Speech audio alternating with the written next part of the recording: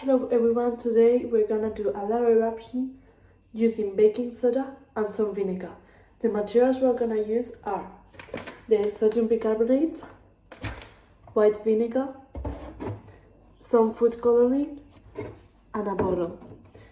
The first thing we have to do is mix the baking soda with the food coloring. I'm gonna be using this.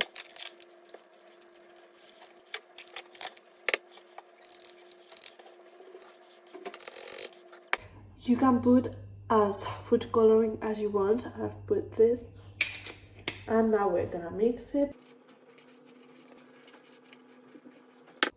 Once it's mixed, we have to put it inside the bottle.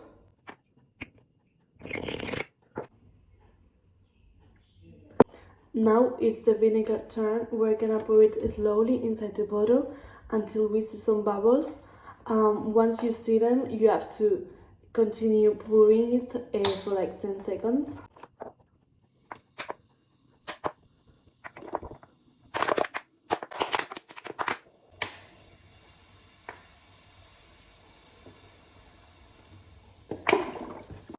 Why does it occur? When the baking soda and acetic acid, which is the main component of the vinegar, get into contact, they produce a chemical reaction to produce sodium acetate, water, and carbon dioxide. We can see this chemical reaction in bubbles of carbon dioxide, water, and sodium acetate. What type of reaction is it? It is an acid-base reaction because when an acid and a base combine, they form a neutral product.